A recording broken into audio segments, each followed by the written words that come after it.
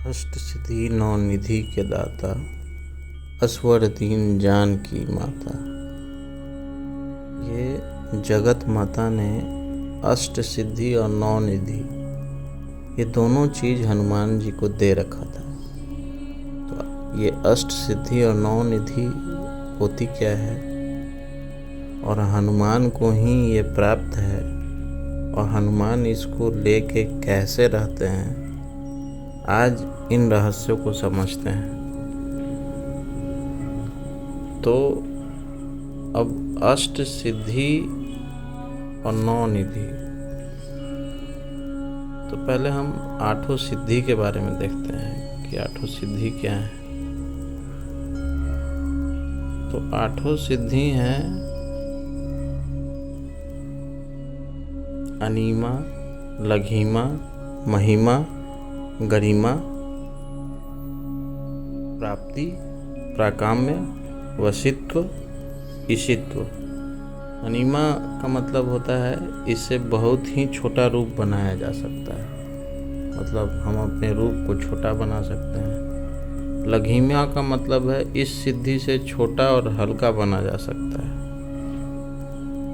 महिमा का मतलब है बड़ा रूप लेकर कठिन और दुष्कर कार्यों को आसानी से पूरा करने की सिद्धि होती है। गरिमा का मतलब है शरीर का वजन बढ़ा लेने की सिद्धि है। अध्यात्म की भाषा में अहंकार मुक्त होने का बल। प्राप्ति, इच्छा शक्ति से मनोवांछित फल पाने की सिद्धि। प्राकाम्य, कामनाओं की पूर्ति और लक्ष्य पाने की दक्षता। वशित्व मतलब वश में करने की सिद्धि। और ईशित्व, इष्ट सिद्धि और ऐश्वर्य सिद्धि। तो ये आठों सिद्धि हनुमान जी के पास हैं जो ये बता रहे हैं। फिर हम आते हैं कि नौ निधि कौन सा है। अब नौ निधि कौन कौन सा है, तो नौ निधि है पद्म निधि, महापद निधि, नील निधि, मुकुंद निधि, नंद निधि, मकर निधि, कच्छप निधि, शंख निधि और खर्व या मिश्र निधि। माना जाता है कि नौ निधियों में केवल खर्व निधि को छोड़कर शेष 8 निधियां पद्मिनी नामक विद्या के सिद्ध होने पर प्राप्त हो जाती हैं, लेकिन इन्हें प्राप्त करना इतना सरल भी नहीं है। पद्म निधि के लक्षण से संपन्न मनुष्य सात्विक गुण युक्त होता है। उसकी कमाई गई संपदा भी सात्विक होती है। सात्विक तरीके से कमाई गई संपदा से कई पीढ़ियों को धन धान्य की कमी नहीं रहती है। ऐसे व्यक्ति सोने चांदी रत्नों से संपन्न होते हैं और उदारता से दान भी करते हैं।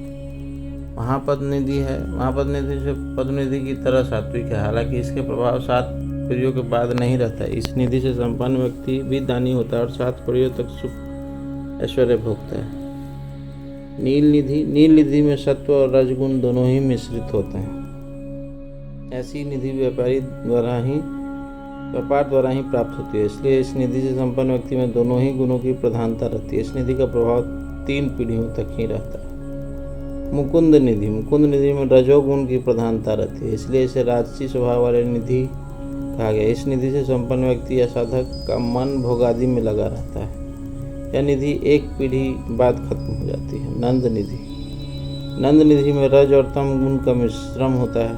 माना जाता है कि यह निधि साधक को लंबी आयु और निरंतर तरक्की प्रदान करती है। ऐसी निधि से संपन्न व्यक्ति अपनी तारीफ से खुश होता है। मकर निधि, मकर निधि को तामसी निधि कहते हैं और ऐसी निधि से संपन्न साधक अस्त्र और शस्त्र को संग्रह करने वाला होता है। ऐसे व्यक्ति का राजा और शासन में दखल होता है। वह शत्रुओं पर भारी पड़ता है, युद्ध के लिए तैयार रहता है। इनकी मृत्यु भी अस्त्र या दुर्घटना में होती है। कच्छप निधि, कच्छप निधि का साधक अपनी संपत्ति को छुपा कर रहता है, न तो वह स्वयं उसका उपयोग करता है न करने देता है। वह सांप की तरह उसकी रक्षा करता है। ऐसी व्यक्ति धन होते हुए भी उसका उपभोग नहीं कर पाता है। शंख निधि। शंख निधि को प्राप्त व्यक्ति स्वयं ही चिंता और स्वयं के ही भोग की इच्छा रखता है। वो कमाता तो बहुत है, लेकिन उसके परिवार वाले गरीबी में ही जीते हैं।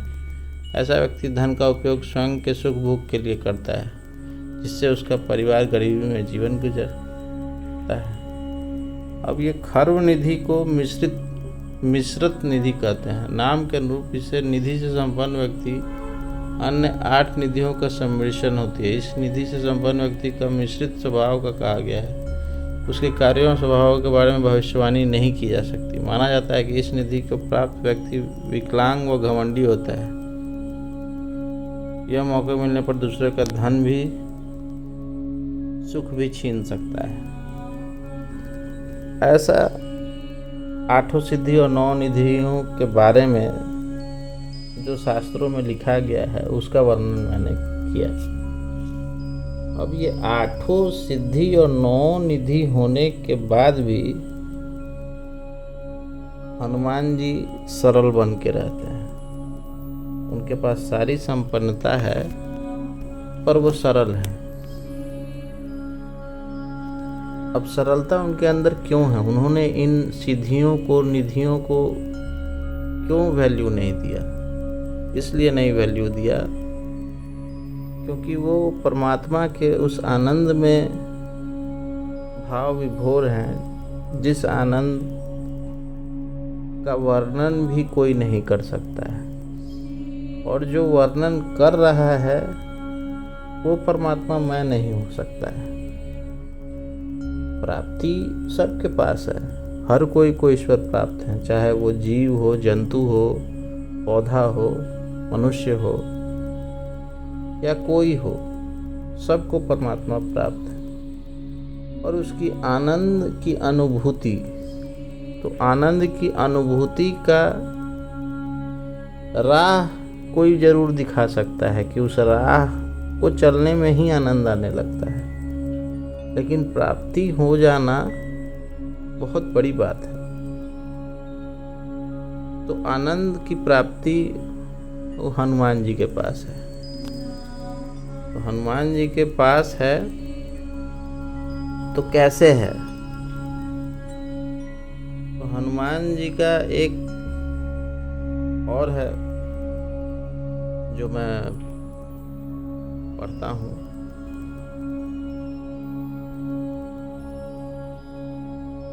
रामचरितमानस का 3रा दोहा है। पुर रखवारे देखी बहु, कपि मन कीन्ह विचार, अति लघु रूप धरो निसी, नगर करो पैसार। सार का मतलब है स्पष्ट रूप से प्रवेश। और हनुमान चालीसा का लाइन है, राम द्वारे तुम रखवारे, होत न आज्ञा बिनु पैसारे। अर्थात राम के द्वार के आप ही रखवारे हो, आपकी आज्ञा के बिना वहां प्रवेश नहीं मिल सकता है। कहने का मतलब ये है कि इतनी चीजें प्राप्त हो जाने के बावजूद भी इन चीजों को छोड़ने के लिए आदमी राजी है, तब वो ईश्वर की प्राप्ति करने योग्य है। हनुमान बनना पड़ेगा। हनुमान बना जा सकता है साधना करके। तो हनुमान बनना उतना आसान नहीं है। ये 8 सिद्धियां, 9 निधियां हर कोई में व्याप्त है, हर किसी में व्याप्त है, किसी में कुछ, किसी में ज़्यादा। और यही 8 सिद्धि और 9 निधि अगर आप ठीक से आकलन करेंगे तो आपको लगेगा कि इन्हीं सब चीज़ों में से कोई चीज़ सबके अंदर है, और वो उन सब चीज़ों में रमे पड़े हैं, भोग में पड़े हैं, उसी में लग गए हैं। और उसमें फंस जाने के कारण उन्हें जो निरंतर प्रयास करना है उस प्राप्ति के मार्ग में, वो नहीं कर पाते हैं। तो इसीलिए परमात्मा ने क्या दिया? सुख और दुख दोनों घटनाक्रम दिया। इस जाल से निकलने के लिए ये दोनों क्रम आवश्यक हैं। सुख भी दिया ताकि सुख को समझ के फिर दुख को समझा जा सके। और जब आप दुख को समझ जाते हैं तो फिर आपको ये समझ में आए कि सुख क्या है। तो ईश्वर को अगर समझना है तो ईश्वर के लिए आपको हर चीज़ त्यागने का हिम्मत होना चाहिए। हर चीज़ त्यागने का हिम्मत मतलब आपको परमात्मा ने जितनी भी चीज़ें दी हैं वो उसकी कृपा से है। आपको कुछ नहीं मिला है, उसने कृपा किया है जो आपको दिया है, और आप वो हर चीज़ उसको समर्पित कर देते हैं। आप उसमें मोह नहीं रखते हैं। मतलब इसको ऐसे समझें कि अगर हम इच्छाएं, लोग कहता है कि इच्छा को मार लेना, वो इच्छा को मारना नहीं हुआ, वो उसकी कृपा में रहना हुआ है कि प्रभु तुम्हारी कृपा है। ये भाव हमेशा आ जाना चाहिए कि ईश्वर तुम्हारा हर पल शुक्राना है। I am grateful for what you have given me. हर समय मैं तुम्हें शुक्र कर रहा हूँ जो तुमने मुझे ऐसी स्थिति प्रदान की जो मैं निरंतर तुम्हारे ओर बढ़ता आ रहा हूँ।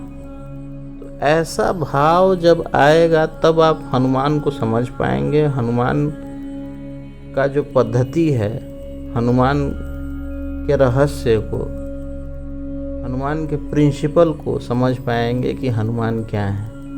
और वह Hanuman is the ultimate role model of all sadhaks. जो भी हम हैं यहाँ पृथ्वी पे, जितने भी हमें दिख रहे हैं, चाहे वे बुराई में लिप्त हों या अच्छाई में लिप्त हों, वो सब साधक ही हैं। वो किन्हीं न किन्हीं चीज़ में फंसे हुए हैं। आठों सिद्धि या नौ निधि में से कोई भी चीज़ एक लेके वो समझ रहे हैं कि हाँ यही जीवन है, पर वो जीवन नहीं है। उन सब को छोड़ के ईश्वर के तरफ उन्मुख होना है। और उन्मुख होते ही परमात्मा की इतनी कृपा है, वो आपको इतने प्रयास से खोज रहे हैं अपने पास। उनको इतना प्रेम है आपसे कि वो चाह रहे हैं कि भाई आप मेरे पास आओ। और हम चाह के भी उनके पास नहीं जा पा रहे हैं। हम ये मोह और माया में फंस जा रहे हैं। तो जितने दुखी हम हो जाते हैं किसी परिस्थिति से, उससे बहुत ही ज़्यादा दुखी परमात्मा होता है कि इतनी दया करने के बावजूद भी मैं नहीं समझा पा रहा हूँ। तो हमारे साथ भी कभी कभी होता है कि हम अपने आसपास के लोगों को सही गलत जब सुनाने लगते हैं और सुनाते हैं, तभी भी वो लोग नहीं समझ पाते हैं। तो अगर हम अपने आप को ऊपर के फ्रीक्वेंसी में ले जाते हैं, मतलब परमात्मा की ओर अगर हम अपने को अग्रसित करते हैं, तो हम सबको माफ़ करते जाते हैं। जो जैसा भी है हमने उसे माफ़ किया, और हम मौका देते जाते हैं कि प्रभु मेरे से तो कुछ नहीं बन पा रहा है, तुम ही कुछ करो। और अल्टीमेटली कर्म का जो ये चक्र है, कर्म, लोग बोलते हैं कि गीता के अनुसार कि जो आप कर्म करिएगा उसका फल भोगिएगा। ये ठीक है, कहीं दृष्टांत में ये सच हो सकता है, लेकिन परमात्मा के हिसाब से उसका कोई विधान नहीं है। उसने सारा विधान उसकी प्राप्ति के लिए करवाया है कि तुम सारा विधान जो है मेरे प्राप्ति के लिए कर रहे हो, इसको समझ जाओ। तो जैसे ही आप इस चीज़ को समझते हैं, उसके दया में हमेशा शुक्राना करने लगते हैं, उसकी कृपा में हमेशा रखने लगते हैं, तो कर्म भी स्वतः होता है। लेकिन आजकल का क्या दिक्कत है कि हम लोग पढ़े लिखे लोग हैं, और पढ़े लिखे लोग को का आदत होता है कि हर चीज़ को लॉजिक से रिलेट करना, और परमात्मा तर्क से नहीं मिल सकते हैं। परमात्मा के लिए आपको विश्वास दृढ़ होनी चाहिए, और हर चीज़ खोने का ताकत होना चाहिए आपके अंदर कि नहीं, मैं सीखने के लिए हर चीज़ त्यागने का ताकत रखता हूँ। ये आपको दृढ़ संकल्प इसको कह सकते हैं। ताकत भी नहीं बोलेंगे, दृढ़ संकल्प बोलेंगे। और ये भी उसकी कृपा से आता है। तो उसकी कृपा में ही हमेशा रहना, ये हमारा कर्तव्य है। उसकी कृपा में हमेशा शुक्राना करना ये हमारा धर्म है। उसकी कृपा में हमेशा प्रेम से रहना ये हमारा संस्कार है।